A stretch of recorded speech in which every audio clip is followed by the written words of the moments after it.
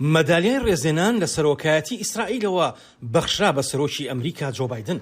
بەڵام پێشتر ڕۆژی پێنجشەمە ناکۆچێکی گشتی دروست بوو لە نێوان بایدن و یارلاپێدی سەرۆک وەزیرانی بە وەکالەت سەبارەت بە چۆنێتی ڕاگررتنی ئێران لە بەدەستهێنانی چەشی ئەتۆمی.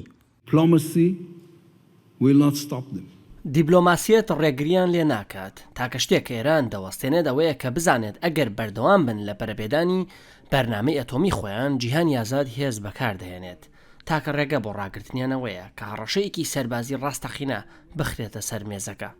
بايدن وتبووی ئێرانێکی بێچەکی ئەتۆمی گرنگە بۆ بەرژەوەندی ئەمنی ئەمریکا و ئیسرائیل. بەردەوام لەو باوەڕەدەم کە دیپلۆماسی باشترین ڕێگەیە بۆ بەدیهێنانی ئەم دەرئەنجامە. ئیسرائیل دژی ڕێکەوتنی ساڵی 2015 سنووردارکردنی بەرنامەی ئەتۆمی ئێران بوو لە بەرامبەر ڕزگارکردنی لە سزاکان. ئەمریکا هەوڵدەدات تاران بگەڕێنەوە بە ڕێکەوتنەکە لە نێویاندا لە ڕێگەی گفتوگۆی ناڕاستەخۆ لە ڤێننا. تاران سوورە لەسەرەوەی کە بەرنامە ئەتۆمیەکەی خۆی بە ئاشتیانە دادەنێت و دەڵێت لە پێناو بەرێمێنانی وزەدایە. دوای ئەوەی بايدن و لاپێت جاڕامەی ئۆرشەلیمیان سەبارەت بە ئاسایشی هاوبەش واژۆ کرد بەڵێنیاندا کە هەرگیز ڕێگە بە ئێران نەدەن چەکی ئەتۆمی بەدەست بهێنێت. بەڵام هۆشداریەک لەلایەن ئیبراهیم ڕەئیسی سەرۆک کۆماری ئێرانەوە هات.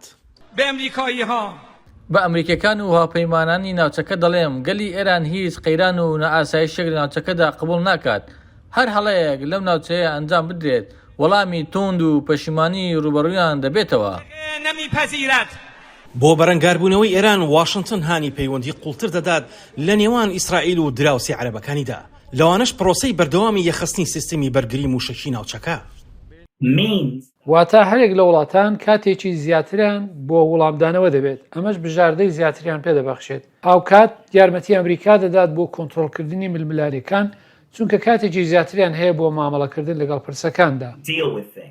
ڕۆژی پێنجشەمەش بايدن و لاپێت بەشداریان لە کۆبوونە لوتکەیەکەی 12 یوتودا کرد کە هاوبەشێکی نوێ لە نێوان هندستان، ئیسرائیل، ئیماراتی یەکگرتووی عەرەبی و ئەمریکادا بۆ چارەسەرکردنی ئاسایشی خۆراک و وزەی پاکش. بايدن لە یاری ئۆلۆمپیادەکانی مەکابیان چاوی بە وەرزشوانی جووە ئەمریکایەکان کەوت. هەروە پێشەوەی بەرەو جەددە بەڕێ بکەوێت ڕۆژی هەینی چاوی بە سەرکردەکانی فەڵەستینیش کەوت.